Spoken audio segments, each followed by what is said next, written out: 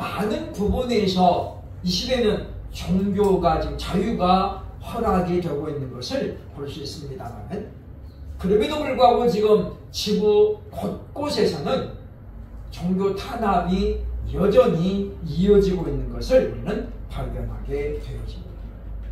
어느 특정 나라만 그런 것이 아니라 지금 동시다발적으로 포괄적 차별금지법이라는 그와 같은 법을 적용해가지고 많은 기독교에 대한 탄압이 지금도 이어지고 있는 것을 보게 된다고 하는 것입니다. 말세가 되었기 때문에 나타나는 현상이라고 많은 사람들이 그렇게 얘기합니다. 그렇다면 우리는 아무것도 할 수가 없습니다.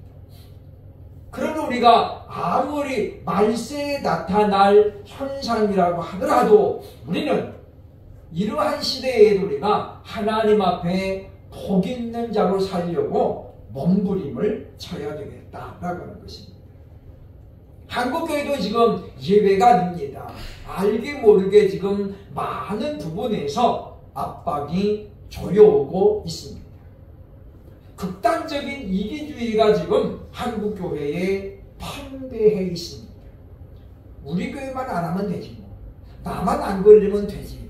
이런 사상이 지금 한국교회에 만연되어 있습니다.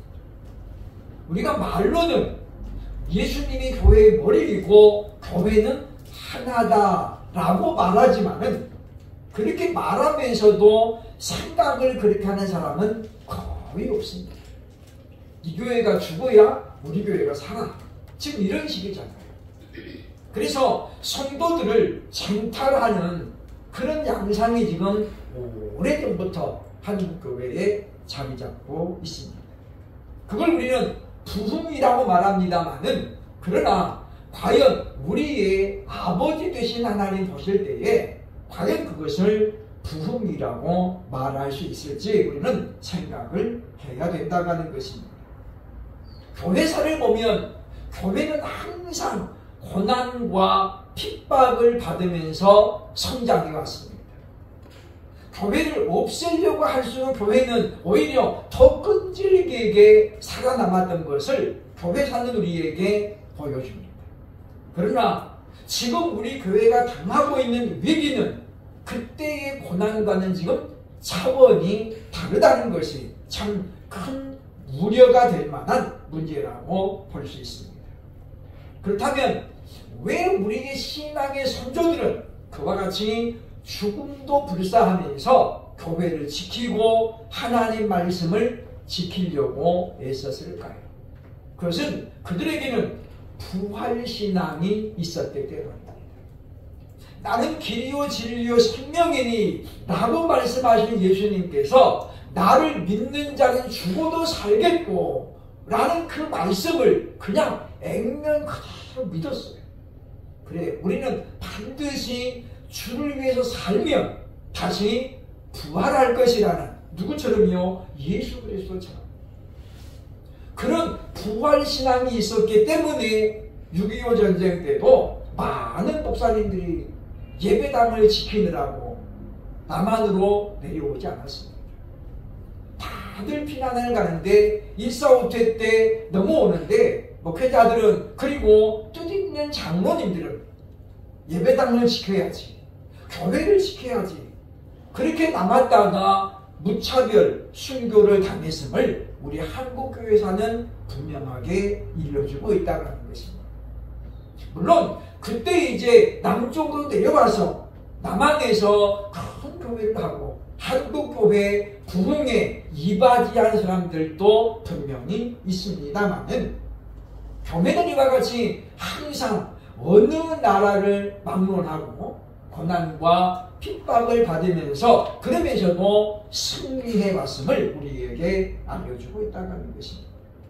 오늘 성경은 그런 의미에서 대단히 중요한 내용을 우리에게 설명을 하고 있습니다. 사람은 두 번 죽는다고 성경은 말합니다. 한 번은 육체와 영혼이 분리되는 거죠. 그래서 육체는 땅으로 들어가는 거고 영혼은 하나님께로 올라가는 겁니다. 이걸 우리가 이제 사망하셨다라고 하죠. 그래서 우리가 이 땅에서 죽음은 영혼과 육체가 분리되는 거예요. 그래서 육체는 원래 있었던 흙으로 돌아가고 영혼은 하나님께로 돌아갑니다.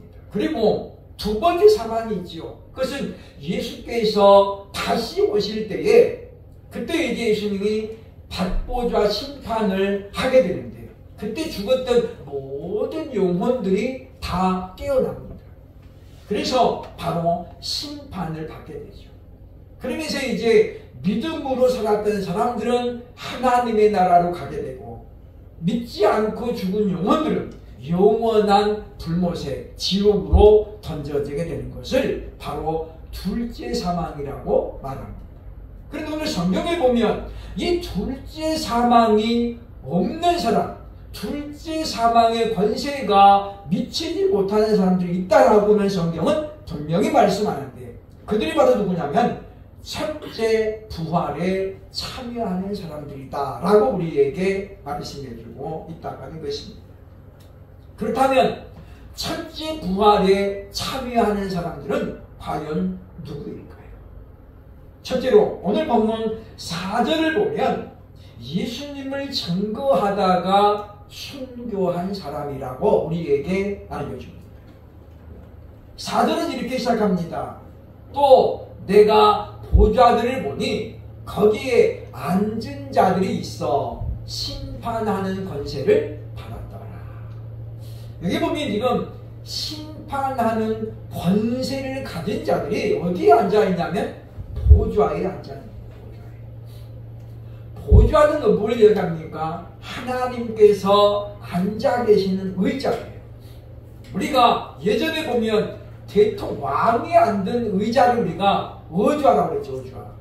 아무에게나 그런 단어를 쓰는 말이 아닙니다. 여기 보면 심판하는 권세를 가진 자들이 지금 보좌에 앉아 있는데 이들이 누구냐? 바로 그 다음 절을 보니까 이야기하고 있습니다. 그들이 바로 예수님을 증거하다가 목배임을 받은 자들이다 라고 말하죠. 우리말에 지금 증거냐 증언이냐 한글 개혁성경은 증거라고 되어 있었는데 우리가 지금 보고 있는 개혁 개정은 증언으로 바꿔놨습니다. 제가 여러 번 소개했습니다마는 증거와 증언은 분명한 차이가 있습니다. 증거는 말 그대로 결과물을 보이면서 전하는 거예요.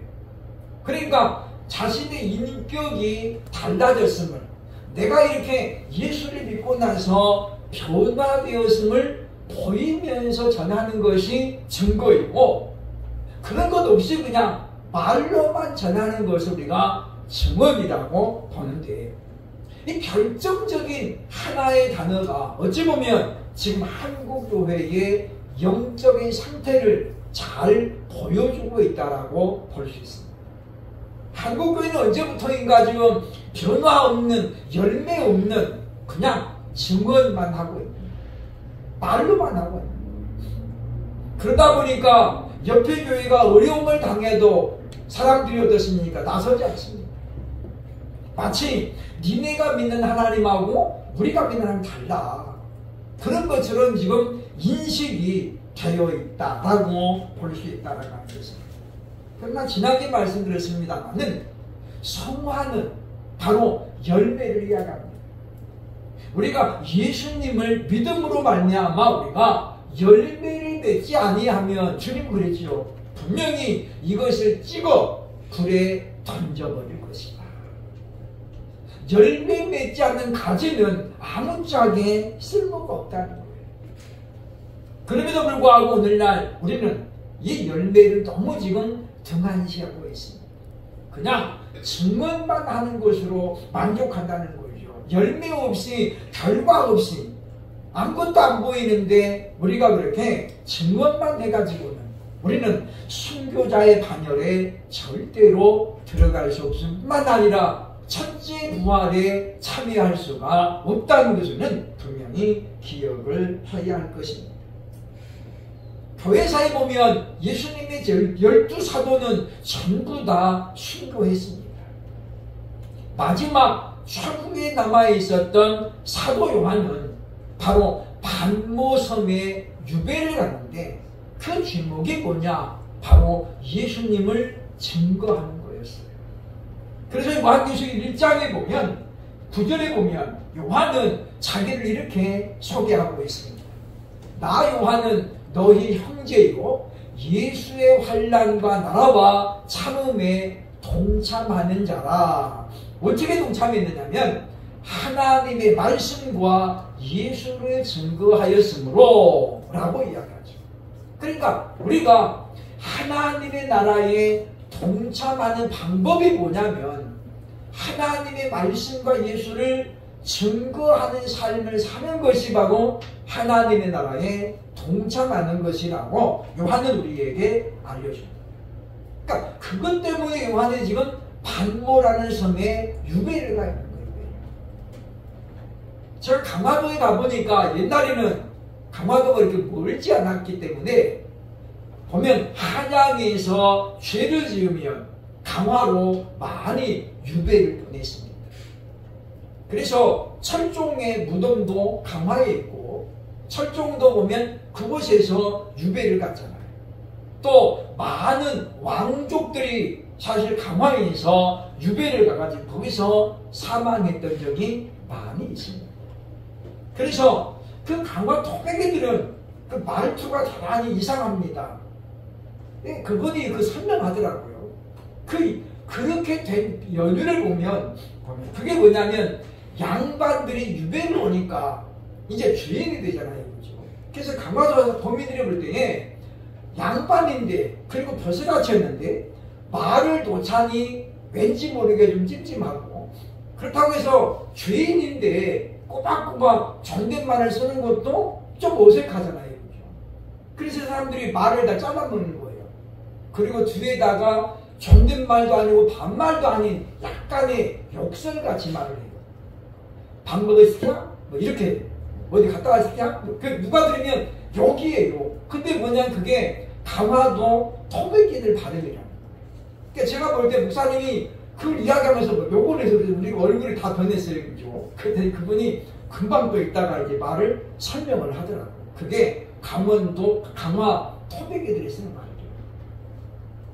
그러니까 강화가 이렇게 많은 사람들이 유배를 왔다가 다행히 몇 년 고생하고 이제 누명이 벗겨져서 다시 한양으로 돌아가는 사람이 있는가 하면 거기서 그냥 생애를 막아내는 사람도 많이 있었다는 거예요.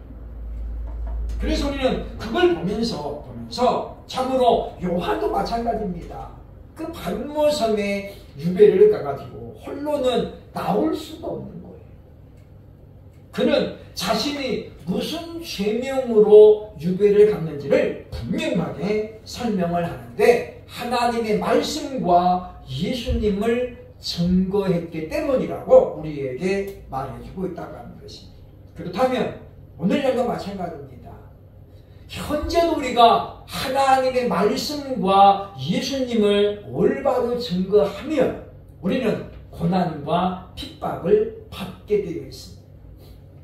그런데 지금 한국교회가 지금 당하고 있는 고난과 핍박은 차원이 다름을 발견해야 되겠다라고 하는 것입니다. 한국교회의 역사는 순교의 역사로 시작을 했습니다. 1885년 토마스 선교사가 영국에서 출발해가지고 대동강에 도착을 했죠. 그 토마스는 영국에서 파송해가지고 중국에서 3년 정도를 선교사로 활동을 하다가 조선이라는 나라가 있음을 발견하게 되고 조선으로 들어오게 된 사람입니다. 그런데 대동강에서 배에서 내리려고 하는데 군인들이 들이닥쳤습니다. 그리고 배에서 내리지를 못하겠다는 거죠. 그리고 그는 그 배에서 결국은 창에 칼에 찔려서 순교를 당합니다. 엄격하게 말해서 토마스는 조선 땅에 발도 못 붙이고 죽었어요. 그런데 왜 우리는 그를 제1호 선교사라고 순교자라고 말하느냐. 그때 그가 남긴 말을 딱 한마디였습니다. 예수 믿으라. 그리고 그가 가지고 온 성경책을 전달도 못해주는 대동강에 뿌리고 죽습니다. 그 보따리에서 있는 성경책이 물이 따가지고 들어가요. 계속 남쪽으로 내려가다가 어부들 손에 발견돼요. 그리고 그 어부들이 성경을 읽게 되어지고 그리고 그들이 예수님을 영접하게 됩니다. 그들이 바로 서상문 형제입니다.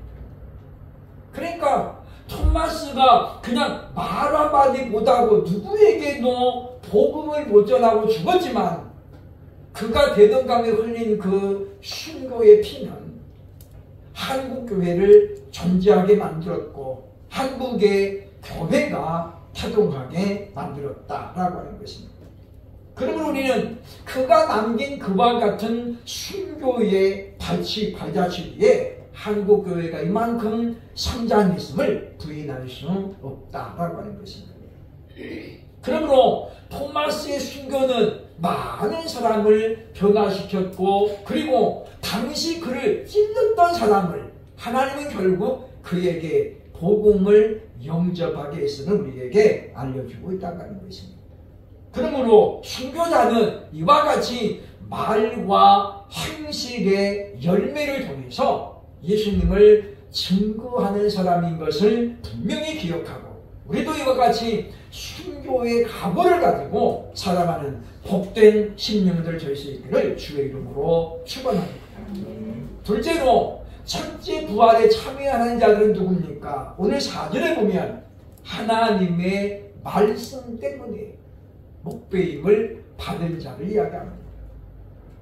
요한계시록 20장 4절은 순교자의 범위를 딱 3가지로 설명합니다.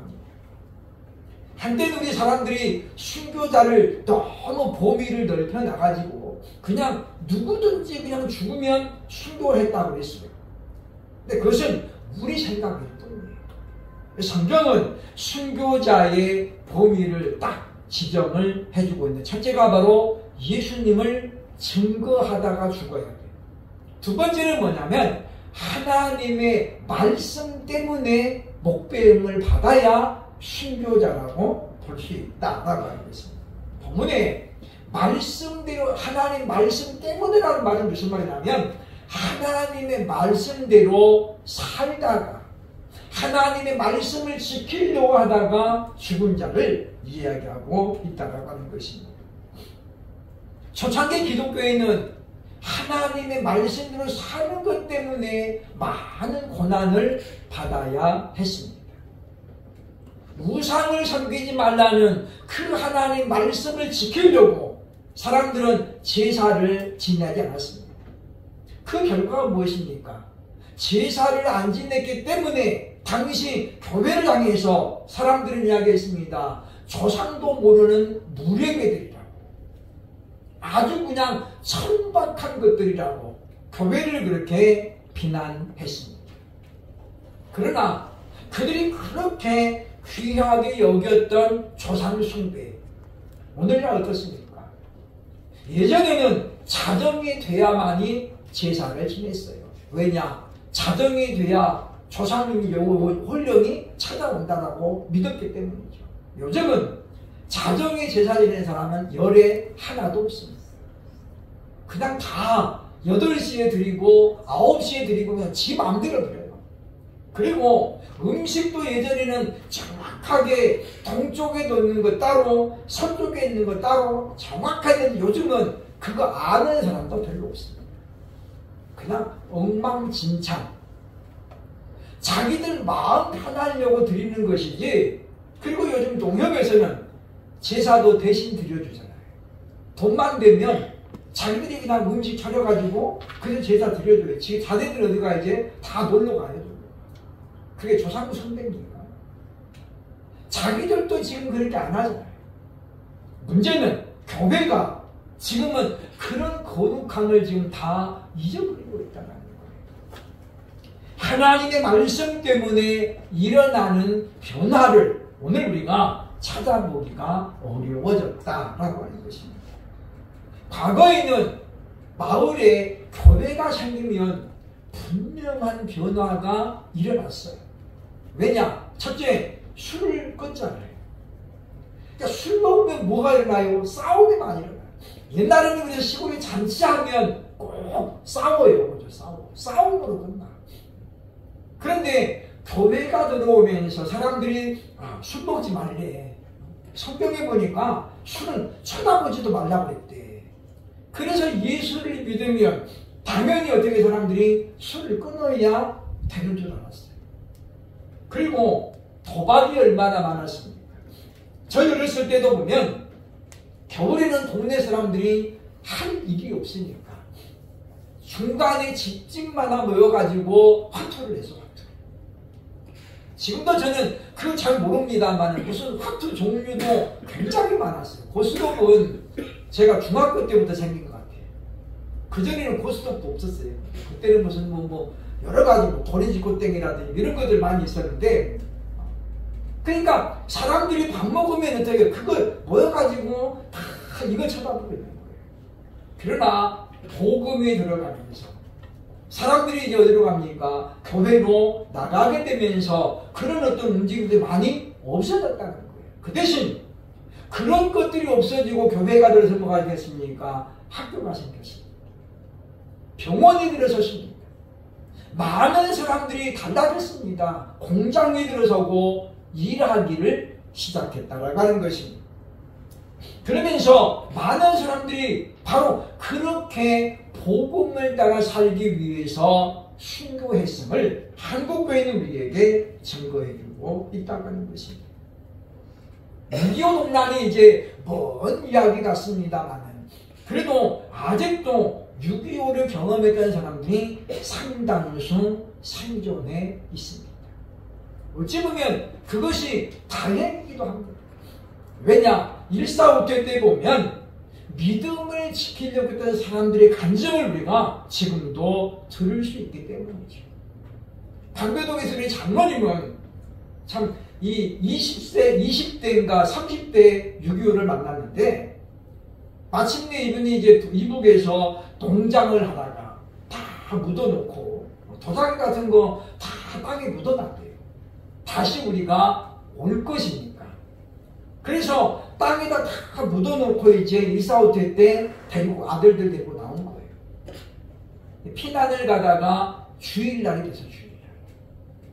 옛날 사람들은 주일의 성수를 목숨 걸고 했습니다. 그래서 이 장로님, 그때는 장로도 아니죠, 그죠? 피난을 가다가 부인하고 아들, 딸 이렇게 있고 오늘 우리 예배 드리고 가자.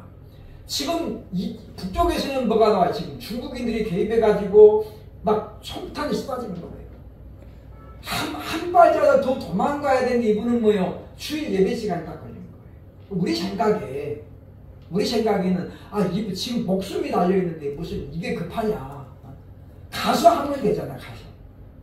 근데 얼마나 융통성이 없는지.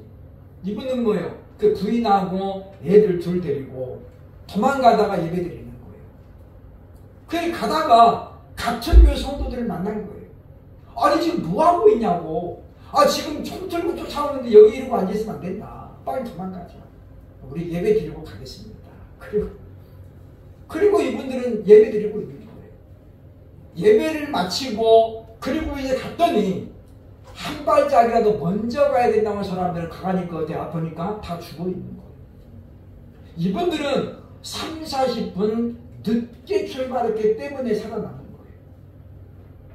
그래서 이 장모님이 그때 큰아들을 너는 하나님 앞에 평생 주의 종이 되라. 그래서 아들을 목사로 만들었어요.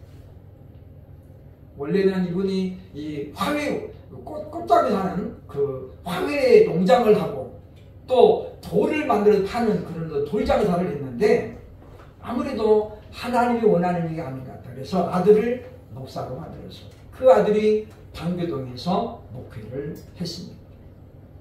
당시 사람들은 하나님의 말씀이라면 목숨을 걸고 지켰어요. 누구처럼요? 사도 바울처럼. 우리는 그렇기 때문에 우리가 첫째 부활에 참여하는 자가 복이 있다라고 했는데 우리는 그러기 위해서 우리가 하나님의 말씀대로 살아가는 그런 복된 사람들이 될 수 있기를 주의 이름으로 축원합니다. 세 번째로 첫째 부활에 참여하는 자들 4절 하반절에 보면 짐승에게 절하지 아니하고 짐승의 표를 받지 않는 자라고 말합니다. 4절 보면 말합니다. 4절 하반절에 보면 또 짐승과 그의 우상에게 경배하지 아니하고 그들의 이마와 손에 그의 표를 받지 아니한 자들이라고 말하죠. 여기 보면 지금 짐승이 나오고 그의 우상이 나와요. 다른 존재인 거죠. 그러니까 짐승은 실제가 있는 거고 우상은 뭐예요? 그 짐승을 꽂다 만든 동상이에요. 동상. 그런데 저 우상이 말을 한다는 거잖아요. 오늘날 우리가 이제 문화가 발달되면서 이제는 말을 하는 죽어있는 동상들이 많이 생겼습니다. AI 시대잖아요. 그러니까 우리 보면 지금도 보면 가끔씩 이제 그 관광지 같은 데 보면 예를 들어서 무슨 뭐 유적지에 가면 버튼을 누르면 거기서 말이 쭉 나오잖아요. 말이 나와요. 설명이 된다. 그런 것처럼 이제 앞으로 등장할 우상은 이와 같이 말을 하는 시스템을 장착을 해서 그래서 사람들이 짐승에게만 경배하는 것이 아니라 우상에게도 경배할 시대가 온다는 거예요. 마치 누구처럼요? 바로 느부갓네살처럼. 지금도 북한에서는 바로 이 북한의 산부자 동상을 향해서 백성들이 절을 하잖아요. 그게 바로 지금 짐승과 우상에게 경배하는 겁니다. 이것이 이제 앞으로 전 세계적인 사건으로 이어질 것임을 말하고 있죠. 그러면서 그때의 이마와 손에 666 표를 받게 되는데요. 이 표를 받은 자는 구원받을 수 없습니다. 그래서 짐승의 표라고 그러는데 오늘 성경에 보니까 어디에다 표를 주냐면 이마나 오른손에 준다는 거예요. 그래서 오른손이 사고로 망가질 수 있기 때문에 어디다 칩니까? 이마에다 치는 거예요. 이마가 잘못되면 사람이 죽는 거니까. 그래서 앞으로 이 짐승의 표가 없으면 매매가 안 되는 시대가 옵니다. 이미 지금 부분적으로는 현금이 사라진 그런 시대가 지금 되었습니다. 요즘 버스 타면 현금 없습니다. 그런 버스가 있잖아요. 10,000원짜리인데 만 것을 줘요. 왜? 돈이 없으니까. 뭘로 하라는 거예요? 다 카드로 찍으라는 거예요. 그 기능이 앞으로 돼선다고요? 이마에다 새겨져. 그러면 타면 이마 되면 다 결제가 돼요. 주유소에서도 이마 갖다 대면 다 결제가 돼요. 그게 뭡니까? 지금 다가올 미래의 현상입니다. 그래서 일부 좀 극단적인 종말론자들은 크레디트 카드가 나왔을 때 666이라고 했어요. 또 바코드가 나왔을 때 저거야말로 666이다 라고 이야기했습니다. 그러나 그런 것들은 전부 다 앞으로 등장할 짐승의 표를 예고하고 있다고 보면 돼요. 예고하고 있다. 그런데 그런 표가 지금 얼마나 편리합니까? 돈 안 들고 다니면 되잖아요. 그냥 카드만 되면 다 빠져나가요. 그래서 이것은 반드시 편리주의와 동반되어 있다라고 하는 것입니다. 그런데 그럼에도 불구하고 저 표를 받지 않는 자는 둘째 사망에 이르지 않는다라고 말씀하고 있다는 것입니다. 히브리서 9장 27절을 보면 말합니다. 사람이 죽는 것은 하나님이 정하실 것이고 그 후에는 심판이 있으리니 사람은 누구든지 예외 없이 다 죽는다는 거예요. 우리가 짐승의 표를 받아도 죽고 안 받아도 죽습니다. 하나님 말씀대로 살아도 죽고 말씀대로 안 살아도 죽어요. 그러니까 우리는 더 이상 죽음의 위협 앞에 우리가 너무 두려워하지 말자. 죽어. 그 시간에 보면해도 우리는 죽어요. 그러니 우리는 이제 그 죽음의 위협을 너무 우리가 두려워하지 말아야 돼. 그래서 우리는 어차피 죽는 건데 하나님 앞에 우리가 인정받는 삶을 살다가 죽으면 우리에게는 상급이 있다는 거예요. 그래서 말하잖아요. 1000년 동안 그리스도와 더불어 왕노릇하리라. 어마어마한 거잖아요. 그러므로 우리가 첫째 부활에 참여하는 것은 이와 같이 예수님과 더불어 왕노릇하는 복이 있는 자임을 분명히 기억하고, 지금 우리는 자금의 한국교회의 양상을 보면서 우리는 다시 교회 본질을 회복해야 돼요. 우리끼리라도, 예방교회 우리 성도들이라도 우리가 부활신앙을 가져서 정말 과거의 선진들처럼 예수님을 증거하는 삶을 살아가고 하나님의 말씀대로 살려고 애쓰므로, 그래서 남들이 볼 때는 야, 참 더 유별나게 믿는다, 그런 말을 좀 우리가 좀 들어야 되지 않겠는가라는 거예요. 너 아직도 교회 다니냐? 이런 말을 좀 들어야 되잖아요. 그 말이 무슨 말입니까? 많은 사람이 오늘날 신앙을 버리고 떠나기 때문에, 이런 시대에 우리는 끝까지 다시 오실 예수님을 우리가 바라보면서 예수님처럼 우리도 부활신앙을 무장해서 첫째 부활에 참여하는 복된 저와 여러분 될 수 있기를 주의 이름으로 축원합니다. 아멘. 기도하겠습니다.